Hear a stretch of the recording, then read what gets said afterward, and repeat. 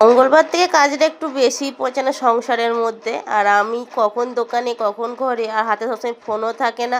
আমি দোকানে থাকলেও মেয়েরা বাড়িতে থাকে, ওদেরকে ফোন দিয়ে আসতে হয় আমায়। তাই ঠিকঠাক ভিডিও শ্যুট করতে পারি না। এই যে আমার টুনটুনি পাখির ছানা চলে আসছে, আমি দোকানে আছি বলে ঘুম থেকেই চলে আসছে, ব্রাশ ট্রাশ কিচ্ছু করেনি, এসেই মুখ ধুয়ে দিলাম, একটা কেকও দিলাম, কেক খাচ্ছে। এই ক্রিমটা না মানে স্কুলের বাচ্চাদের নিয়ে না একটা ফিস্টি হয়েছিল, তখন নিয়ে আসলাম। অর্ধেকটা হয়েছে, অর্ধেকটা ছিল, যেহেতু অনেক দিন হয়ে যাচ্ছে তো সে বাড়িতে নিয়ে আসি, একটা নতুন রেসিপি করব।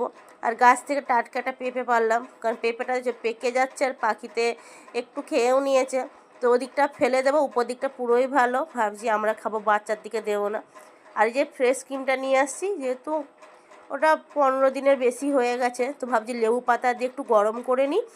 আর এত সুন্দর মানে একটা সেন্ট আসবে, সাথে চিনি দেবো আর পরোটার মাঝখানে দেবো, এত সুন্দর খেতে লাগে না। এই ফ্রেশ ক্রিম দিয়ে পরোটা তৈরি করলে দারুণ লাগে খেতে, তোমরা বাড়িতে ট্রাই করতে পারো। আমি লেবু পাতা তুলতে আসছি, আমার রানিমা বলছে, মা আমায় একটা ঝুরঝুরি দাও না। এটা পেঁপা গাছের ডাঁটা, ওদের এটা ঝুরঝুরির খেলনা। আবার একজন দিদিকে দিলে আপনার দুইজনকেই দিতে হবে আমায়। মুড়ি খাওয়ার জন্য চপ বেগুনি নিয়ে আসছিলাম, আমার রানীর আবার চপ বেগুনি পছন্দ না, ও পেঁয়াজ দেখাবে আর বলছে, মা দেখো পেঁয়াজের মধ্যেও চুটকা পেঁয়াজ, এইটা মনে হয় ওর ভাই লুকিয়ে আছে। মানে ওদের কথা শুনে না হাসবো না কাঁদবো, মানে পেটে না ব্যথা হয়ে যায় হেসে হেসে। এখন করছি রান্না, আজকে আমাদের বাড়িতে কিন্তু হাঁড়িবন্ধে নেমন্তন্ন আছে, কিন্তু ঠিক মানে এতটাই কাজ, যা হবে কি না ঠিক নেই, তাই ভাবলাম একটু সবজি যখন আছে বাড়িতে, তরকারিটা করে রাখি আর ভাত অল্প করে রাখি, যখন সময় পাবো যাবো, নাহলে এটা দিয়ে দুপুরে খাওয়া দাওয়া হয়ে যাবে। এই যে বললাম না, আমাদের না গ্রামটার নাম কৈজুরি, কিন্তু কৈজুরিতে না অনেকটা ভাগ আছে, পশ্চিম পাড়া, উত্তর পাড়া, দক্ষিণ কৈজুরি, অনেক নাম আছে। তো সব পাড়াতেই তো পুজো হচ্ছে, তো এই পুজোর পর অষ্টম পরও হচ্ছে, একটু চাপ আছে আমাদের।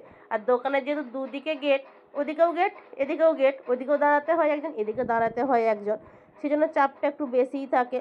তাই ঘর আর দোকান করতে হয় সব সময়। এই পাড়ায় অনুষ্ঠান বলে আমায় দেখ, ওই পাড়ার অনুষ্ঠান বলে আমায় দেখ, মানে কোন পাড়া যে দেখবো। এখানে যেহেতু ভুবনেশ্বর মন্দির আছে, তো এখানে সকলেই আসে, তো একটার পরে একটা পাড়া থেকে আসছে আর নাচ দেখছি, সাথে কিন্তু আমার দোকানদারিও হচ্ছে, আর আমার কিন্তু ভিডিও শ্যুটটাও আমি চালিয়ে রেখেছি, কারণ আমাকে সব রকমটাই দেখতে হয়।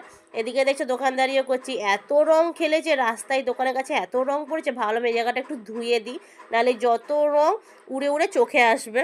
এই না ভাবলাম ধুয়ে দেবো, মা দেখি নতুন বর বউয়ের গাড়ি আসছে বাবার মন্দিরে প্রণাম করতে, তো আর ধুলাম না, ভাবলাম গাড়িটা চলে যাক তারপর ধুবো। সকাল দিকে দোকানে ছিলাম, বড়মশার কাছে একটা আবদার করেছি, একটা আমাকে জিরুর বোতল দিতে হয়, বলছে হ্যাঁ নিয়ে নাও, একটা জিরুর বোতল নিলাম, বাড়িতে আসবো।